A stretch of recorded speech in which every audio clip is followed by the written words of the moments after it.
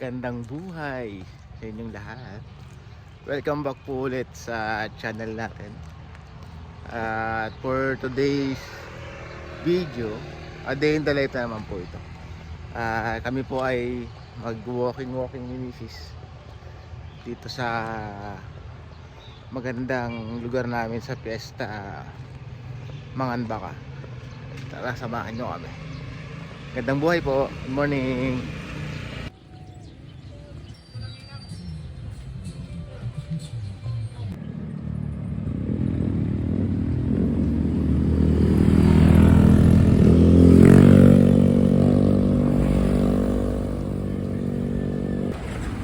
Ngayon ayaw punta itong mga to.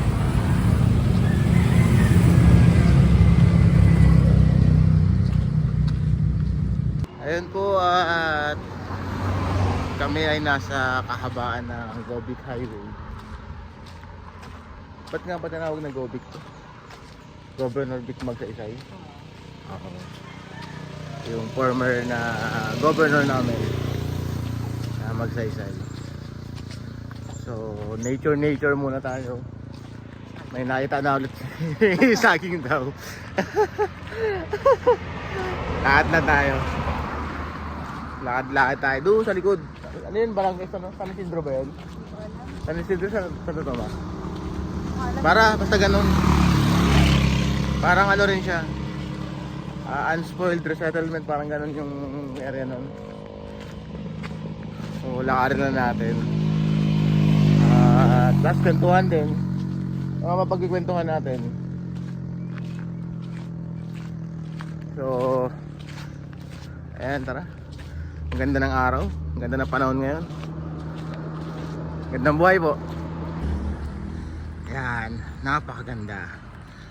Ayan, dito tayo sa unang ahon. At pagod na si Mrs. Maahon talaga ako eh. Ayan.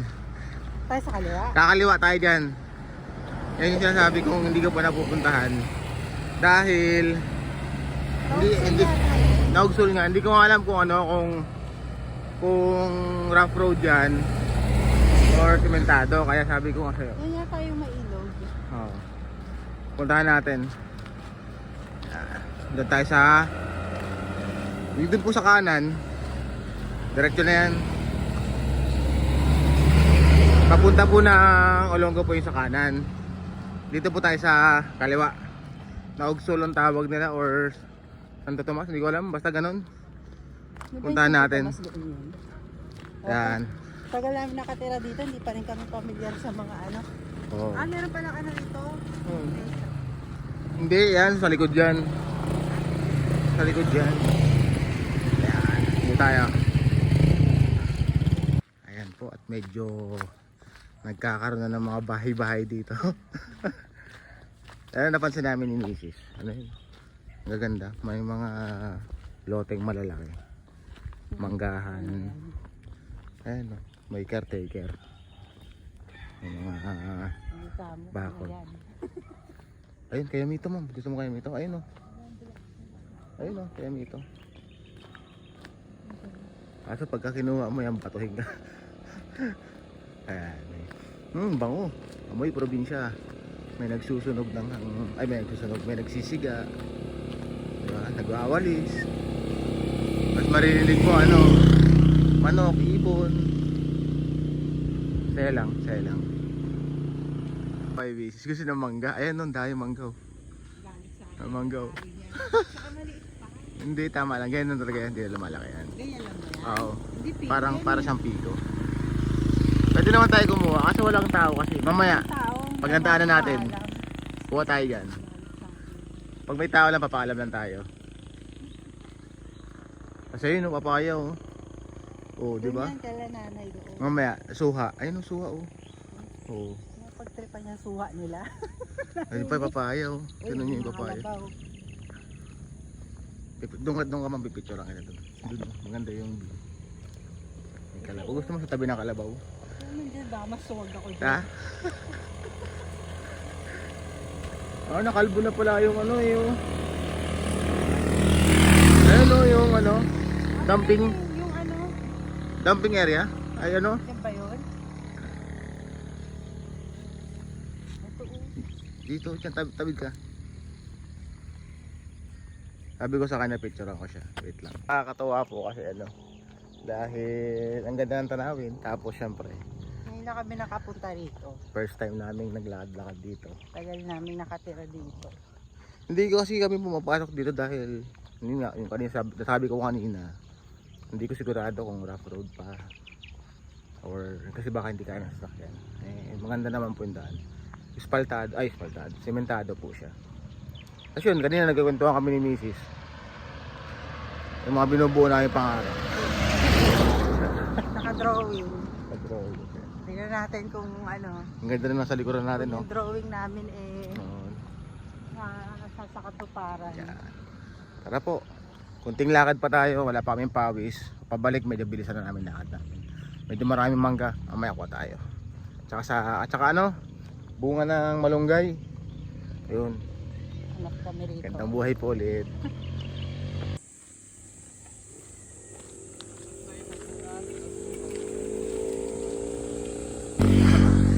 Panahon nga po pala ng mangga ngayon. Mas pinagkakwentuhan namin ni Mrs. Bakit ang mahal ng mangga sa Zambales? Namamahala ka pa rin ba? Magkano? 200?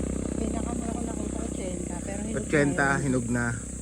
Sabi ko, pagka dapat pagbibili ka, pakita mo ID mo, taga Zambales ka. Hindi siguro walang masyado. Wala pa masyado, hindi pa naglalabas. Walang ano na eh. Pero mahal pa rin siya. Mag-April na. Oo. Dapat mura na eh. So, diretso lang po tayo. Nausap namin si Kuya kanina dyan sa may ano, yung ito pong tinutumbok ng ano ko, yung may bakod. Yung daan na yan, pag diniretso nyo raw po, ay sawmill ang labas nyo. So, medyo mga isang oras pa yung lakad. Pag dito, ito na yung mga nasa liblib-lib. Pero, putol daw yung daan eh. So, tignan na natin. Bypass yan yung papunta ng Nueva Ecija. Hindi, joke lang. Bypass road. Baka ito yung ginagawa nila yung ano, yung sa Kabalan, sabi nila. Parang ganun. Hindi natin alam kung may budget. Tingnan natin kung ano yung mayroon dito. Tapos Maganda yung daan. balik tayo. Okay. Alright, magandang buhay. Ganda pa rin ang panahon, no? Hindi maaraw. Gandang tatay, oh. Sa buhay, probinsya. Kataga ka ng kambing, suga. Yan. Tuwing umaga. May mga aso. Kasoy. Manok. Si Mrs. ay sabi niya, hindi pa ba kami babalik? Bakit ako sa bundok? Tumbukin na natin po yung ano, yung pinakadulo na putol na daan, tapos balik na tayo. Tapos bibilisan na namin lakad. Hanggat di ako nakakapitas ng mangga, hindi kami babalik. At ako po ay medyo nararamdaman ko na rin yung hingal ko. Tignan nyo siya mga kaibigan. Pagod na. Lakad niya, pagod. Pumapayat na ba si Mrs.? Ha? Sabihin na, comment nga kayo dyan kung pumapayat na siya.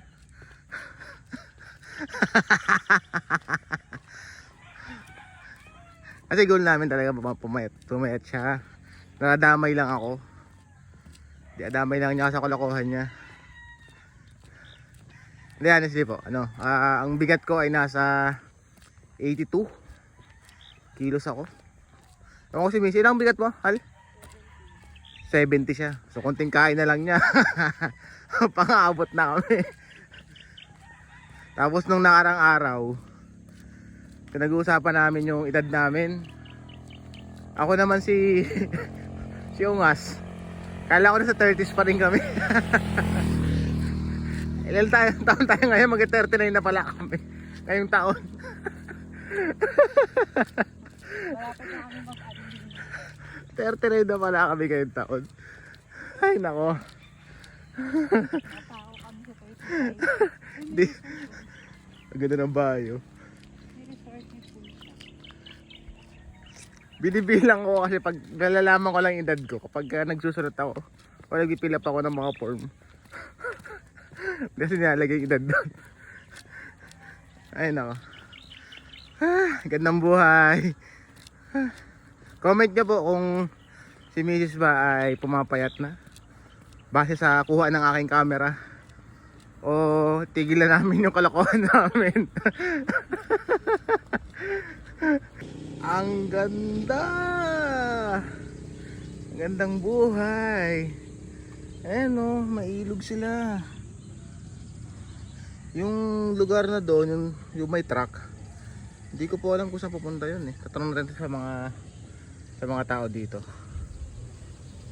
Pero ang ganda. Ganda. Tapos ito, diretso pa tayo.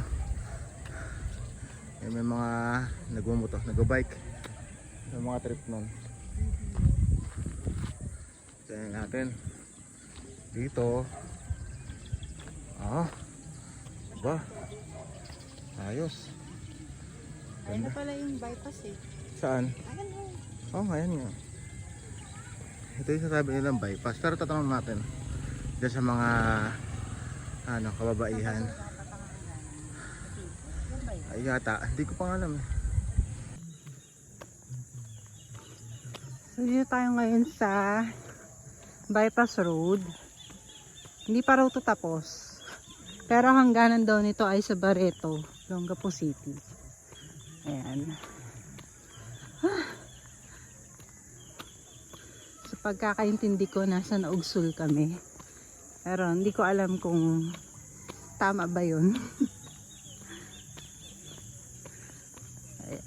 Ayun si Dudong oh. Jogging lang siya.